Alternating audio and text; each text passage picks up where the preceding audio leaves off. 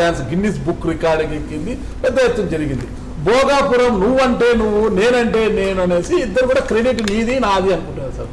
ఈ మధ్యలో ఆ రెండు ఏవో కొట్టుకుంటే మధ్యలో కూడా వచ్చి పీకపోయింది అన్నట్టుగా వీళ్ళిద్దరు క్రెడిట్ అంటుంటే మధ్యలో వచ్చిన ఏపీ వెంకటేశ్వర స్వామి మాత్రము ఇద్దరిది కాదు క్రెడిట్ జిఎంఆర్ది అన్నట్టుగా ఇటీవల మీరు పెద్ద దాని గురించి రాయడం జిఎంఆర్ది వాళ్ళకి దక్కుతుంది, నీ క్రెడిట్ కాదు అన్నారు.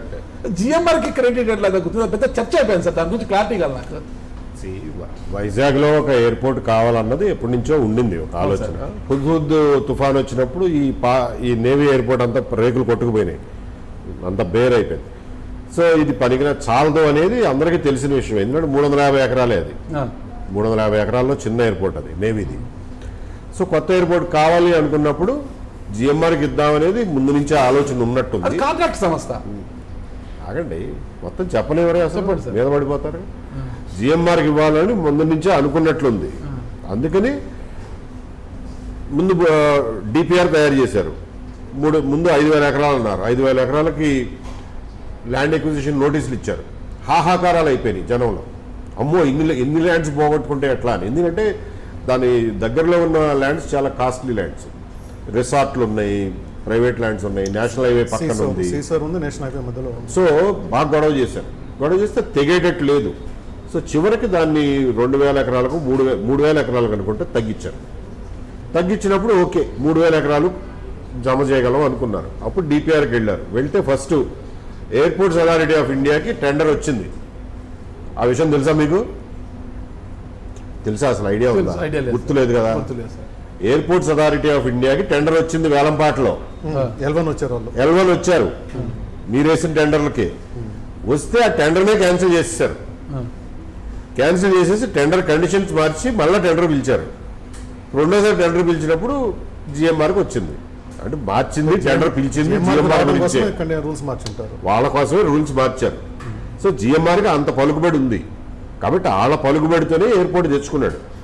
ఒకటి, జగన్మోహన్ రెడ్డి గారు రాగానే ముందు పనులు ఆపించాడు. 3 ఏళ్ల పాటు పనులు చేయనీలా. తర్వాత ఈ కాకినాడ SEZ విషయంలో అరవిందోకి జిఎంఆర్కి ఏదో ఒక డీల్ కుదిరింది. ప్లస్ ఇంకేం డీల్స్ కుదుర్చుకున్నారో కానీ మొత్తానికి యాక్సెప్ట్ చేశాడు.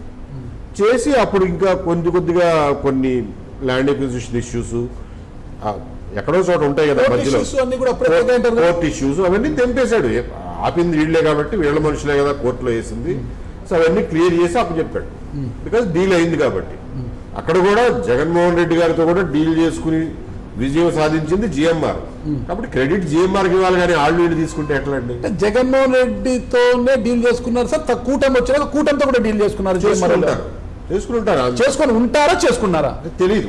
జగన్మోహన్ రెడ్డితో చేసుకున్నారని చెబుతున్న ఏబి వెంకటేశ్వరరావు గారు చంద్రబాబు నాయుడుకి వచ్చేసరికి చేసుకుని ఉంటారు అంటున్నారు. ఎందుకు? డైరెక్ట్ గా ఎవిడెన్స్ లేదు స్వామి.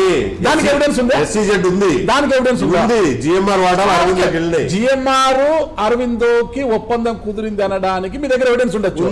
జగన్మోహన్ రెడ్డితో ఒప్పందం చేసుకున్నారడానికి ఎవిడెన్స్ ఉందా? అరవిందోకి జగన్మోహన్ రెడ్డి గారికి తేడా ఉందా?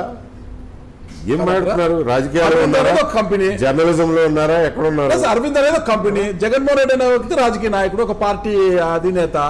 మరి వీరిద్దరికి ఏంటో మోడీ గారికి అంబానీకి అదానికి అసలు ఏం సంబంధం ఉంది? ఏ సంబంధాలు లేవు. అంబానీలు ఎవరు అధికారంలో ఉంటే వాళ్ళకి బంధువులే. అది ఎవరు కాదనలేదు. సత్యమో కాదంటారా మీరు? ఆయన అడిగిందని సమాధానం చెప్పండి. చెప్పండి సార్. అంటే అసలు ఏ సంబంధం లేదు కదండి అదానికి కానీ మోడీ గారికి కానీ. అదే మీ లాజిక్ ప్రకారం అందరికీ అభిమానులు, అందరికీ బంధువులే వాళ్ళు. ఎవరు అధికారంలో ఉంటే వాళ్ళందరికీ. అదానికి మోడీ గారికి సంబంధం లేకపోతే అరవిందోకి జగన్ గారికి కూడా సంబంధం లేదు. అంతేనంటారా? సంబంధం ఉందో లేదు నేను చెప్పట్లేదు. ఆ సంబంధాల నుంచి నాకు తెలుసు సార్. నేను చెప్పేది అంటే జగన్ తో ఒప్పందం కుదుర్చుకున్నారు అన్న ఏబి వెంకటేశ్వరరావు గారు కుదుర్చుకొని ఉంటారేమో అనేది ఎందుకు మళ్ళీ అక్కడ? అంటే ఇంకా ఆయనకి చంద్రబాబు నాయుడు గారి మీద అభిమానం అట్లే ఉందని మీ అభియోగమా? నేను అనడం లేదు సార్, నేను అనడం లేదు సార్. అడుగుతున్నా, చిన్న లైట్ రేంజ్ చేద్దాం సార్. ఇంకొక ప్రశ్న దీనికే కంటిన్యూగా. ఓకే, నెల్లూరు జిల్లా రామాయపట్నం పోర్టు పరిసర ప్రాంతాల భూములు కావచ్చు, ఈ కరేడు భూములు కావచ్చు, ఇండోసోల్కి ఇచ్చారనమాట. కానీ ఆ రోజు ఇండోసోలు ఈ షిరిడి సాయిలకి విశ్వేశ్వర రెడ్డి అంటే జగన్మోహన్ రెడ్డికి బినామీ అది ఇదని గగ్గోలు పెట్టారు. అవన్నీ పులివెందుల కంపెనీలు అన్నారనమాట. ఈ రోజు మళ్ళీ సీన్ లేదు, కూటమి అధికారంలోకి రావని ఎక్కడ లేని ప్రేమ వచ్చేసింది విశ్వేశ్వర రెడ్డి మీద. ఈ రోజు కుప్పం కంపెనీలో వచ్చేసిన ఆయనకి. మరి ఏమి అసలు ఇది ఏం జరుగుతుంది అంటారు? ఏంటి తేడా? ఆ రోజు పులివెందుల కంపెనీకి ఈ రోజు కుప్పం కంపెనీకి తేడా? వ్యక్తి ఒకరే. ఆ రోజు పులివెందుల కంపెనీగా మారిన వ్యక్తి ఈ రోజు కుప్పం కంపెనీకి ఎందుకు మారిపోయాడంటే ఏం చెప్తారు సార్? మేము ఇందాక చెప్తాను, మీరు వింటలా మా మాట. చెప్పండి సార్. ఇప్పుడు నాకు ఇద్దరు తెలియలేదు సార్. ఇద్దరు ఒకటేనండి, వాళ్ళు ఏం కొట్లాడుకోవట్లేదు, చాలా కలిసిమెలిసి పోతున్నారు అంటున్నాం. మీరేం వింటలా. ఓకే, ఇద్దరు కలిసిమెలిసి పోతున్నారు. ఓకే. మరి మధ్యలో ఎవరు వస్తారు సార్ ఇప్పుడు? అందుకనే కదా ఇప్పుడు ఆ షిరిడి సాయి మీద మేము పబ్లిక్ ఇంట్రెస్ట్ లిటిగేషన్ వేసింది కూడా. Okay. So Shirdi Sai electricals దందాల మీద సాక్షి పేపర్లో మీకు ఎక్కడ న్యూస్ కనపడదు. ఓకే.